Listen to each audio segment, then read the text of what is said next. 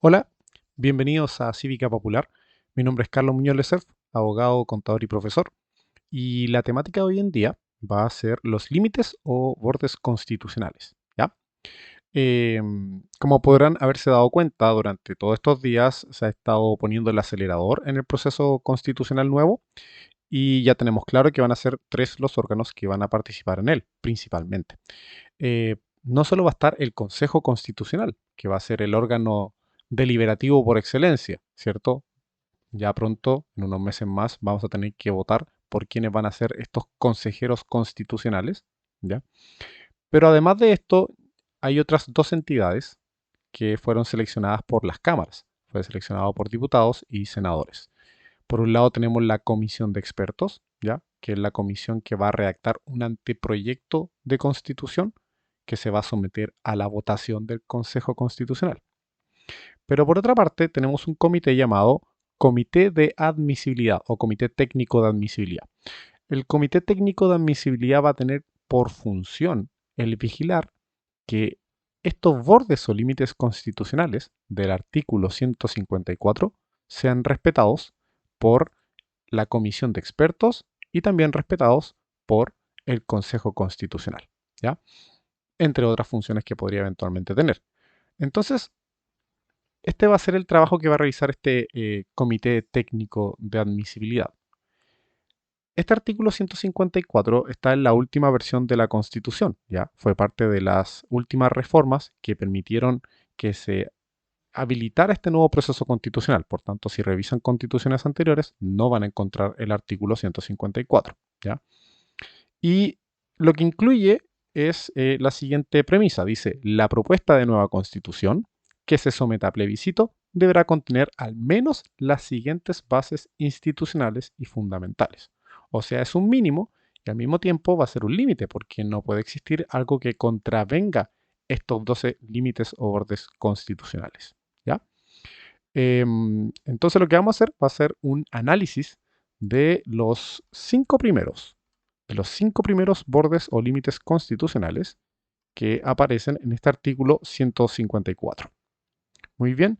Las personas que están viendo esto en YouTube podrán darse cuenta que hay un nuevo formato. Ustedes saben que siempre voy cambiando, intento ir mejorando un poquito. Y las personas de Spotify, bueno, van a poder disfrutar igualmente de que les voy a leer el contenido, ¿ya? Puesto que la gracia es que esto sea un podcast más allá de que me puedan ver en pantalla. Bien, entonces vamos a los bordes o límites constitucionales del artículo 154 de la Constitución. Leo nuevamente el encabezado. Dice, la propuesta de nueva constitución que se someta a plebiscito deberá contener al menos las siguientes bases institucionales y fundamentales. Y la primera de ellas dice, 1. Chile es una república democrática, cuya soberanía reside en el pueblo. Interesante, puesto que ya implica un cambio, ¿ya? ¿Qué dice la Constitución actual respecto a este punto? Tenemos que ir al artículo cuarto de la Constitución actual que dice, Chile es una república democrática. Hasta ahí pareciera estar igual. Pero el artículo quinto de la Constitución actual dice, la soberanía reside esencialmente en la nación. Reside en la nación. Y que es lo que estamos viendo en este borde constitucional o límite constitucional, que la soberanía reside en el pueblo, no en la nación. ¿Ya? La Constitución actual dice la soberanía reside esencialmente en la nación, su ejercicio se realiza por el pueblo a través del plebiscito y de elecciones periódicas, y también por las autoridades que esta Constitución establece. ¿Cuál es el juego que hace la Constitución actual? Toma la idea de nación como una identidad nacional, nuestro pasado, el presente, el futuro, las normas que establecieron las personas que estaban antes de nosotros, la actualidad y las que a futuro podrán crear, por ejemplo. Entonces, en definitiva, todo este cúmulo de voluntades pasadas, presentes o futuras son el ejercicio de la soberanía. Y de esta nación, lo que está presente es el pueblo, que son las personas que pueden votar.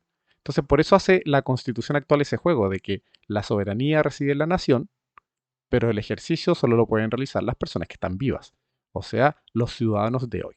Bien, es el juego que hace. Sin embargo, es un juego que, hay que decir, intenta justificar de que así funciona. No es porque tenga que ser así siempre. ¿ya? Por tanto, muchos otros países simplemente dicen, no, la soberanía reside en el pueblo, porque es el presente actual, digamos, las personas que pueden votar, el electorado, las que podrían eventualmente cambiar todo lo anterior, lo actual, y bueno, más adelante también lo futuro, ¿ya? Por tanto, en definitiva, ¿la soberanía reside en el pueblo? Sí, puede residir en el pueblo, no es necesario inventarnos una idea de nación. La soberanía reside en el pueblo y se ejerce por el pueblo. Entonces, un primer límite constitucional le está diciendo de inmediato, mire, resumamos esto. La soberanía reside en el pueblo. No hay para qué jugar con este concepto de nación. Bien. Em, ¿Qué decía si anteriormente la Constitución de 1925? Estamos haciendo un cambio constitucional, así que más vale igual echar un ojo hacia atrás. La Constitución del 25 decía en el artículo primero, el Estado de Chile es unitario, su gobierno republicano y democrático representativo. ¿Ya? Perfecto. Se entiende, ¿cierto? Democrático representativo, o sea que esencialmente la democracia se ejercía por representación, no de forma directa. ¿Ya? Es más, no habla de plebiscitos, el 25, al menos en la versión original del 25. Y el artículo segundo dice, la soberanía reside esencialmente en la nación. O sea, ya esta constitución del 25 señala de que hace este juego de la soberanía que reside en la nación, pero su ejercicio dice que se realiza por las autoridades, porque la Constitución del 25 entendía una democracia esencialmente representativa, ¿ya? No directa, por tanto, no plebiscito, no había un ejercicio por parte del pueblo, sino de las autoridades que la Constitución establece. Bastante interesante, o sea, avanzó de la versión original de la Constitución del 25 era una democracia representativa. Después la del 80 era representativa, pero con plebiscito, o sea, actos de democracia directa. Y ahora estaríamos hablando de una democracia que reside en el pueblo. O sea que, una vez más, mantenemos la idea de los plebiscitos y de que podemos elegir a nuestros representantes. ¿Ya?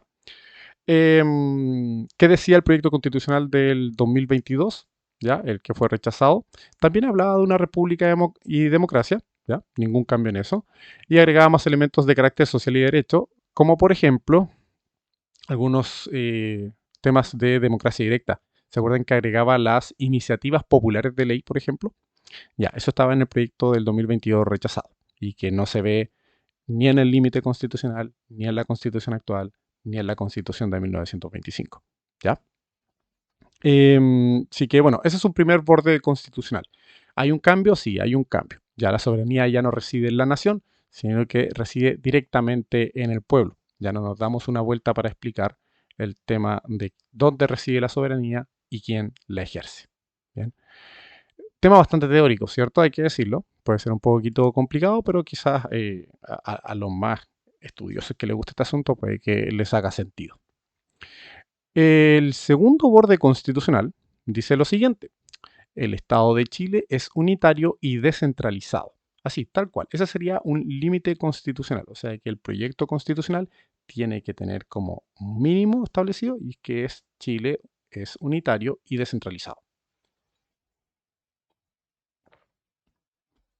Em, ¿Qué es lo que dice la constitución actual? La constitución actual dice, el Estado de Chile es unitario, perfecto, coincide. Y luego dice, la administración del Estado será funcional y territorialmente descentralizada, o desconcentrada en su caso de conformidad a la ley. ¿Ya? Posteriormente dice, los órganos del Estado promoverán el fortalecimiento de la regionalización del país y el desarrollo equitativo y solidario entre las regiones y provincias y comunas del territorio nacional. Eso es lo que dice la constitución actual. ¿Ya? Vamos avanzando en las otras constituciones y de ahí explicamos. La constitución del 25 decía, en su título de descentralización administrativa, artículo 107, las leyes confiarán paulatinamente a los órganos provinciales o comunales las atribuciones y facultades administrativas que ejerzan en la actualidad otras autoridades, con el fin de proceder a la descentralización del régimen administrativo interior. O sea, todavía no se hacía un trabajo de descentralización, sino que de a poco tenía que ir confiando. 1925, ¿cierto? El proyecto constitucional del 2022, el rechazado, dice, vamos a decir, el rechazado, em, dice que Chile es un territorio único e indivisible. Además, toma los conceptos de supremacía constitucional, un solo ordenamiento jurídico como único e indivisible, ¿cierto? Habla de centralización, descentralización, desconcentración e incluso agregaba autonomías. ¿Se acuerdan que habían autonomías territoriales? ¿Cierto? Esos son las distintas constituciones y proyectos que han existido. Ahora vamos entendiendo, vamos a explicar esto. ¿Qué significa que Chile sea unitario? Porque ese es el límite o borde constitucional que estamos trabajando. Dependiendo del autor, hay distintos autores que lo analizan de distintas formas, pero por ejemplo, hay algunos que dicen que existe solo un núcleo de decisión política, ¿ya? Em, Porque hay que diferenciar la política del gobierno de la administración. Entonces, hay un solo núcleo de decisión política, ¿ya? Que vendría siendo el gobierno, que es centralizado. Ahí están las más altas decisiones, la dirección superior del Estado y el establecimiento de los objetivos a nivel nacional, las prioridades y los intereses públicos. Así lo define Hugo Caldera. Hugo Caldera Delgado es uno de los pocos autores que distingue muy bien entre lo que es gobierno y administración. Él mismo dice, respecto a administración, que es una labor de menor jerarquía que la de gobierno, ¿ya? Y consiste en la ejecución de políticas, planes y programas. Obviamente, él agrega mucho más cosas en su análisis, estoy haciendo un resumen. Entonces, claro, podemos diferenciar entre gobierno y administración. El gobierno siempre es centralizado. La administración la podemos descentralizar, desconcentrar, ¿ya? En Chile, al ser unitario, tenemos un gobierno central, ¿ya? De ahí salen las máximas decisiones. Tanto así, que no solo el gobierno central, podemos decir que hay un Estado central, ¿ya? Porque parte del Estado tenemos los distintos poderes. Tenemos un poder ejecutivo, que es donde va a estar el gobierno y la administración centralizada. Por otra parte, vamos a encontrar a un poder legislativo. No existen más poderes legislativos a nivel regional. Y por otra parte, también vamos a encontrar a un poder judicial, ¿ya? Que va a tener a la cabeza la Corte Suprema. En su momento se decía, oye, ¿qué pasa si hay justicia indígena? Pero la justicia indígena se iba a someter a la pirámide de los tribunales de justicia del país, por tanto se iba a ver sometida igualmente a la Corte Suprema. Por tanto, esa unidad no se iba a romper. Bien, entonces ahí tenemos una explicación de por qué Chile sería unitario. O sea, tenemos un gobierno central. La administración, claro, la podemos dividir, por algo existen los gobiernos regionales, que por más que se llamen gobiernos regionales, ejercen administración. Ahora está cambiando eso. Ojo ahí, se están alterando algunas atribuciones y podrían acceder a algo más de gobierno que de administración. Pero por ahora, los gobiernos regionales ejercen administración. Los municipios ejercen administración, ¿ya? Porque solo hay un solo gobierno propiamente tal que vendría siendo el que tiene a la cabeza el presidente de la República. Entonces ahí tenemos una razón para la cual llamar que Chile es unitario, a diferencia de los países federales, por ejemplo, que tienen distintos estados o distintos núcleos de decisión política. Otros autores también van a llamar que Chile es unitario porque tiene un solo ordenamiento jurídico, ya podríamos decir una vez más una sola pirámide, que a la cabeza, claro, encontramos la Constitución. No existen em, o sea, no existen conjuntos de normas que sean separables de la pirámide normativa chilena, que no estén sometidas a la Constitución, las leyes y las normas de carácter reglamentario. Tenemos esa pirámide que es la llamada pirámide de Kelsen, que cambia en distintos países según su propia normativa. Entonces, ahí tenemos otra razón para que sea unitario. Volviendo a este límite constitucional, podemos darnos cuenta que dice que Chile va a ser unitario y descentralizado. O sea, me está diciendo, mire, vamos a mantener la idea de un gobierno centralizado, vamos a mantener la idea de un ordenamiento jurídico único, piramidal. Que sea descentralizado posteriormente, lo que va a hacer es que va a ir jugando a mantener que la administración sea descentralizada, los municipios, los gobiernos regionales. El tema es que esto no es una receta única. Por tanto, quizás a futuro se le entreguen más facultades a los gobiernos regionales. No tanto como para llamarlos propiamente tal un segundo estado, no, porque eso sería pasar a un estado federal, a un estado regional. No, en este caso lo que va a pasar es simplemente que se van entregando más facultades como para descentralizar las decisiones. Pero las más altas decisiones, al ser Chile un país unitario, van a seguir estando en manos del gobierno. ¿Ya?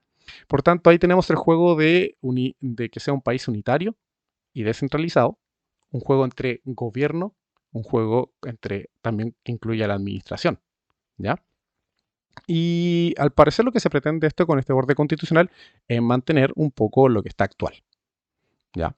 Sin embargo, ya en la actualidad se está eh, desgranando un poquito el poder político central para entregarle algunas facultades más a los gobiernos regionales. De hecho, la entidad del delegado presidencial, que es el representante del presidente de la República a nivel regional y provincial, al parecer está en retroceso, al parecer podría desaparecer.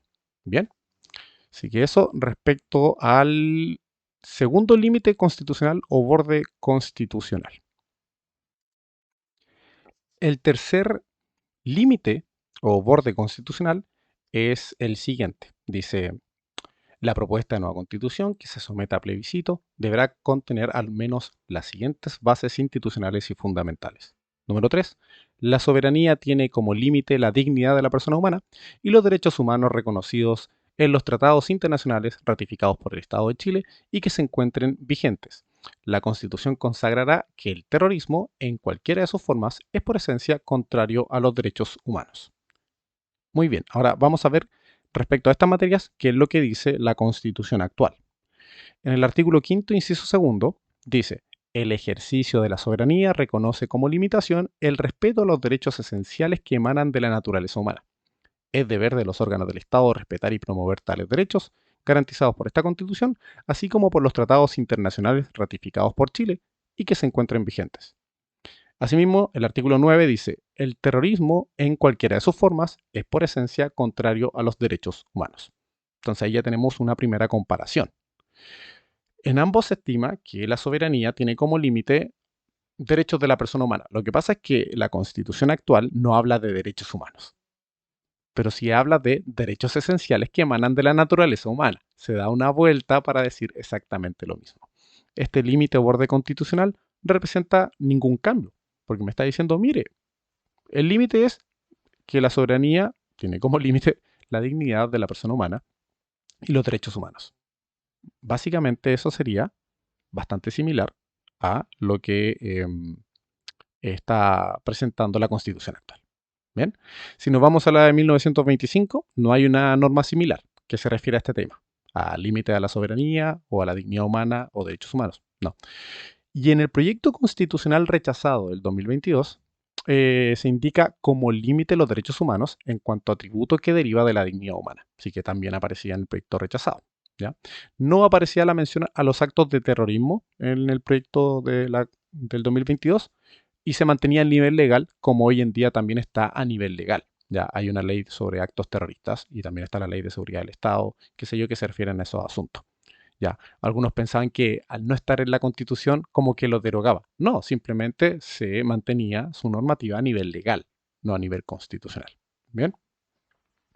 Em, una forma de explicar esto, alguno dice, bueno, la soberanía tiene como límite la dignidad humana y los derechos humanos. Perfecto. O los derechos esenciales que emanan de la naturaleza humana. ¿Cómo explicamos esto? Bueno, ¿quién es el soberano? Hoy en día reside en la nación, lo ejerce el pueblo.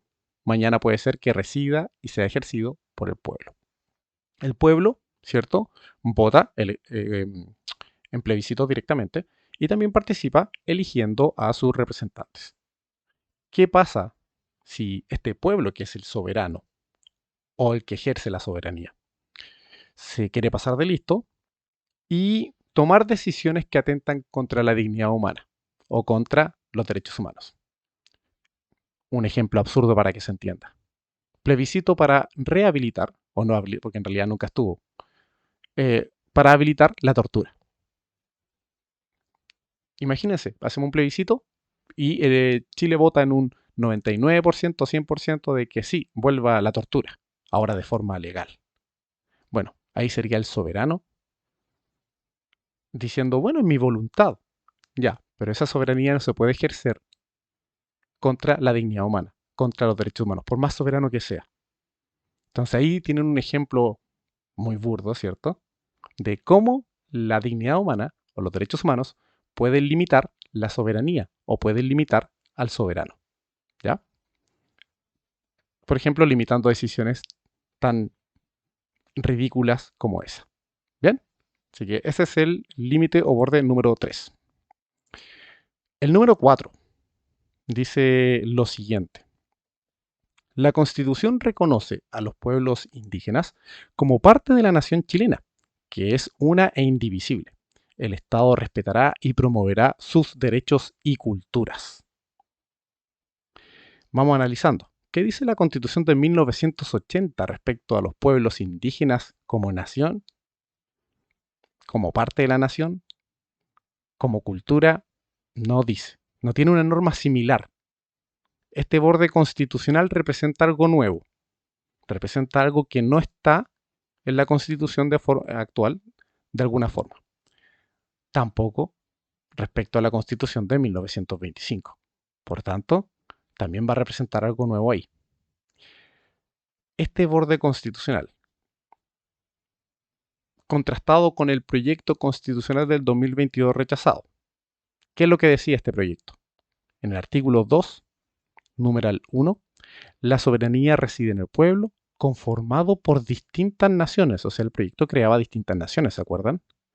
Y el artículo quinto 1 del proyecto rechazado dice: Chile reconoce la coexistencia de diversos pueblos y naciones en el marco de la unidad del Estado. Pueblos y naciones que eran preexistentes. Distintas naciones sometidas a un mismo Estado que era el Estado chileno. ¿Ya? Se mantenía esta unidad de Estado. Lo que se hacía era reconocer que habían naciones preexistentes a la chilena misma. Eso es lo que decía el proyecto constitucional. Ahora, este borde constitucional dice otra cosa, no dice lo mismo. Dice, mire, Chile reconoce que hay pueblos, no naciones, hay pueblos indígenas que son parte de la nación chilena, no son otras naciones. La nación chilena, dice, es una indivisible. Esto es el límite para el nuevo proyecto constitucional. ¿Qué es lo que tiene que hacer el Estado según este límite? Respetar y promover sus derechos y culturas. ¿Ya? Hay una diferencia cualitativa.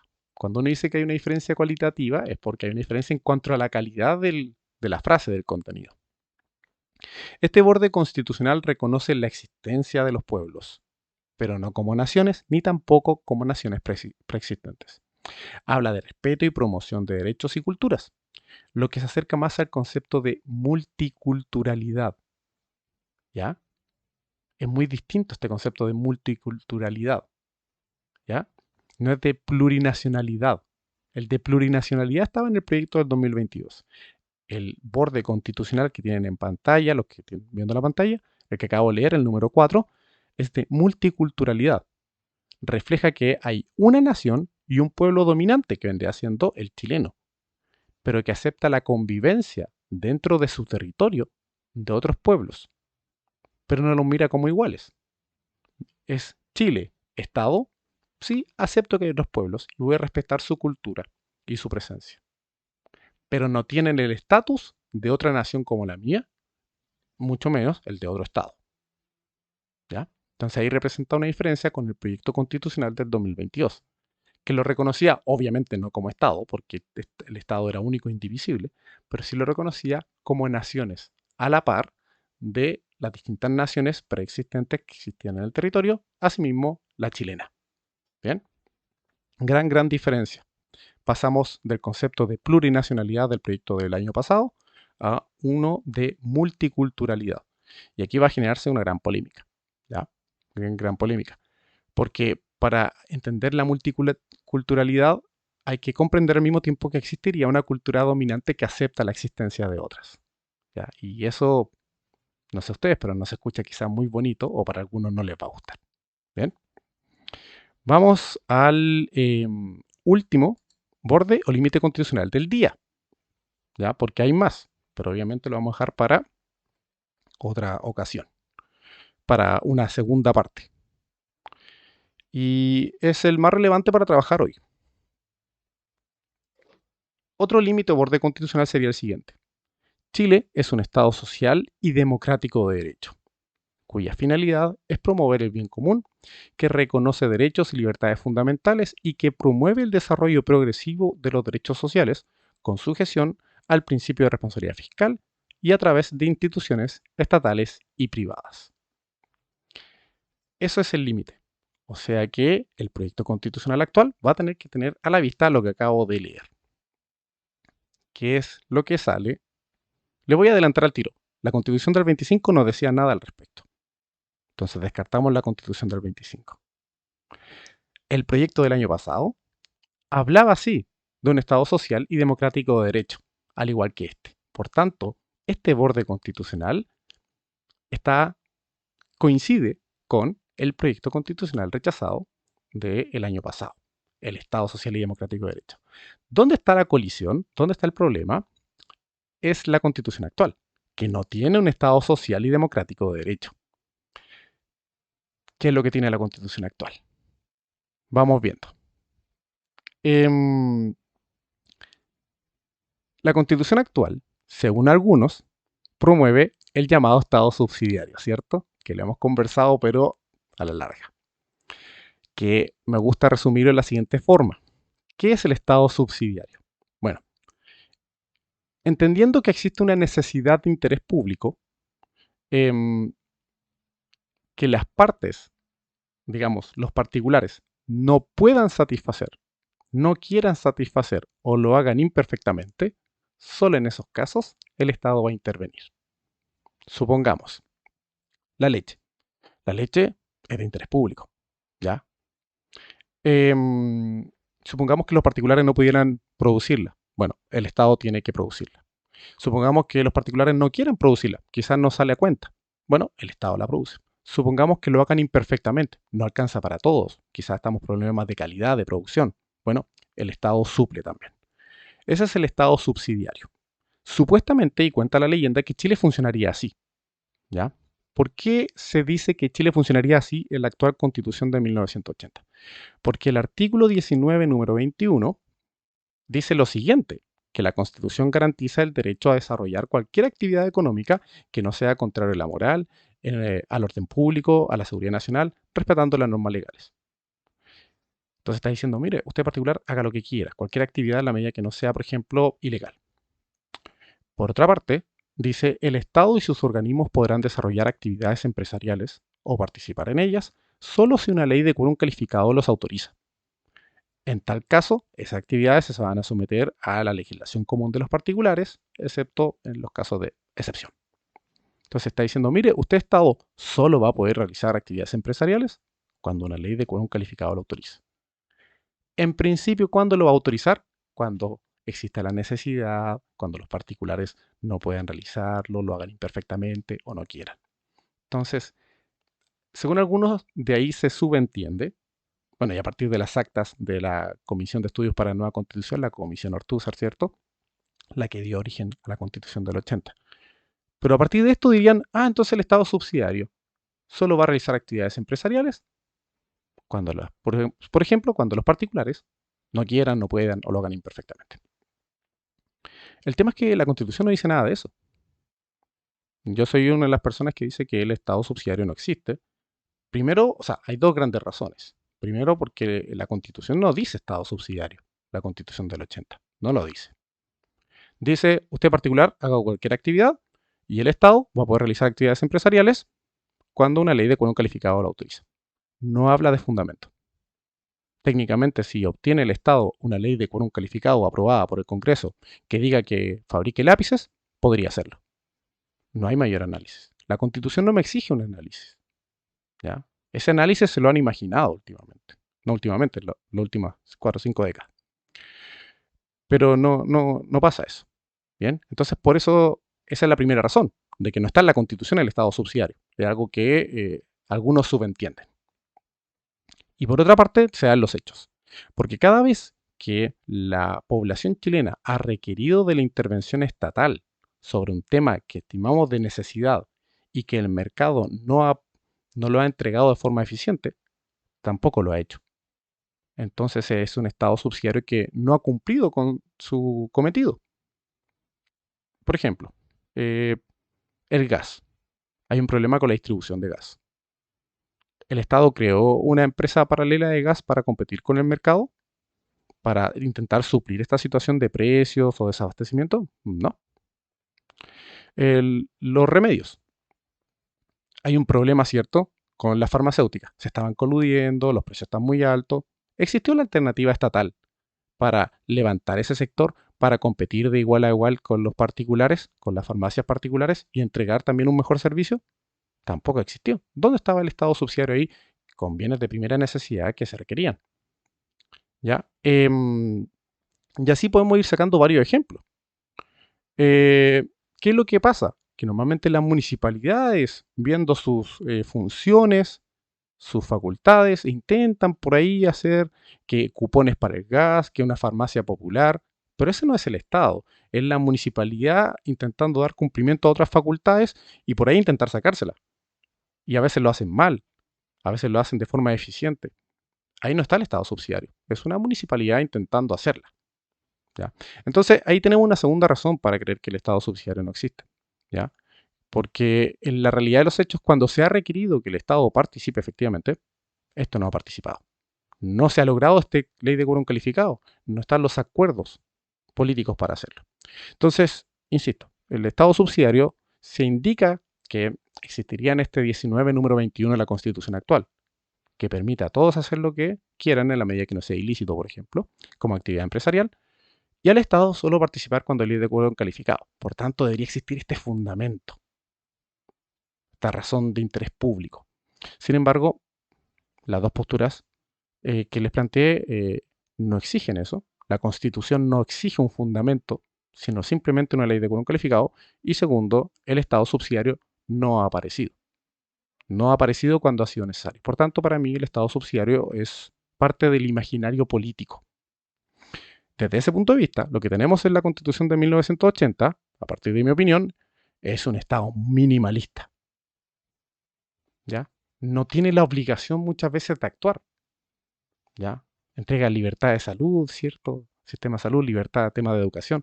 Pero no existe esta obligación, no podemos exigirle al Estado que efectivamente actúe, si no es por medio de algún recurso de protección medio creativo, qué sé yo, pero no. Por tanto, si algunos pensaban que vamos a pasar de un sistema de un Estado subsidiario a un Estado democrático, a un Estado social democrático de derecho, yo soy de la idea de que estamos pasando más atrás, de un Estado completamente minimalista, que ni siquiera fue subsidiario, y en principio lograríamos pasar, ahora sí, con este proyecto constitucional, a un Estado social y democrático de derecho. ¿Ya? O sea que nos vamos a tener que saltar aquella parte imaginaria que alguna vez supuestamente estuvo, que era el Estado subsidiario. ¿Qué significa que Chile pasa a ser un Estado social de derecho? Un Estado social y democrático. Es un sistema que pretende generar, a través de distintas políticas de Estado, un mayor bienestar social. El Estado va a tener un rol más activo, tiene que entregar nuevas y mejores condiciones para el desarrollo individual o el desarrollo social. ¿Ya? Em, lo que se intenta es entregar derechos sociales y derechos sociales que realmente se entreguen, ¿ya? Que proteja a los más desfavorecidos en una población, ¿ya?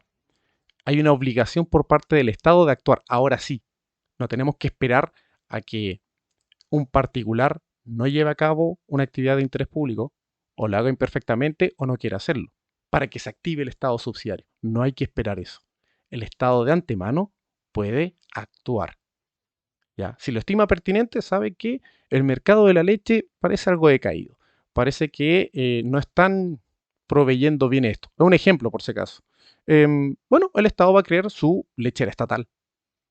¿Qué pasa con el gas? Mire, hay problema ahí, colusión con los precios, por ahí. Bueno, creemos para avivar un poquito la competencia, agreguemos un competidor estatal. Las farmacias también. Bueno, sabe que hay un tema con los precios, quizás poca distribución. Las farmacias están todas concentradas en los centros, no hay en lugares alejados de la ciudad, lo cual es complicado. Bueno, aumentemos la competencia, agreguemos un competidor nuevo que es el Estado. En un Estado social, lo que va a pasar es que el Estado entrega mayores em, prestaciones, ¿ya? Que permitan este desarrollo individual y social de la población. Y los que no tienen que andar esperando que los particulares lo entreguen o que por obra y gracia del universo se junte la ley de quórum calificado y el Estado tenga que actuar, ¿ya? O sea, es un rol mucho más activo. Esa es la gran diferencia. Este límite o borde constitucional se condice con el proyecto rechazado del 2022. y obviamente contradice completamente lo que dice la Constitución actual de 1980. ¿Ya? Así que podríamos decir, ¿es un avance? Sí. De hecho, yo lo veo más avance todavía, porque algunos dicen subsidiario a Estado social. Yo digo, no, no, no, de la nada. Nunca hubo subsidiario y vamos a tener un Estado social. Da para toda una conversación todo este asunto, así que por ahora lo vamos a dejar aquí. Bien, nos quedan más bordes o límites constitucionales, sin embargo, lo vamos a dejar para la siguiente oportunidad. ¿Ya? Porque son muchos, el programa va a ser muy largo y la idea es empezar a hacer programas más acotados. Vamos a ir haciendo apartados, vamos a ir trabajando temas respecto al proceso constitucional, vamos a seguir haciendo una labor de analizar proyectos de ley, ¿cierto? O proyectos de reformas constitucionales, que es lo que íbamos haciendo, ¿cierto? Mirábamos qué había presentado un diputado, cómo iba el proceso, cuáles son los detalles, si era un horrible proyecto o no era horrible proyecto. También lo vamos a seguir haciendo. Hay varias semanas, hay todo un año de trabajo, sí que vamos a ir conversando sobre estos temas. Además les voy a hacer algunos análisis de algunos textos. Por ejemplo, leí el libro de los 24, que son un grupo de constitucionalistas que se oponían al proyecto, a la Constitución de 1980. ¿Ya? Así que en algún momento les voy a subir algún videíto de 10-15 minutos comentando sobre ese libro. Bien, eso pues, nos vemos en la segunda parte, que probablemente va a ser en 1 o 2 semanas, ¿cierto? Quizás la vaya intercalando, donde hablaremos sobre más bordes o límites constitucionales. Que estén muy bien, me despido. Chao, chao.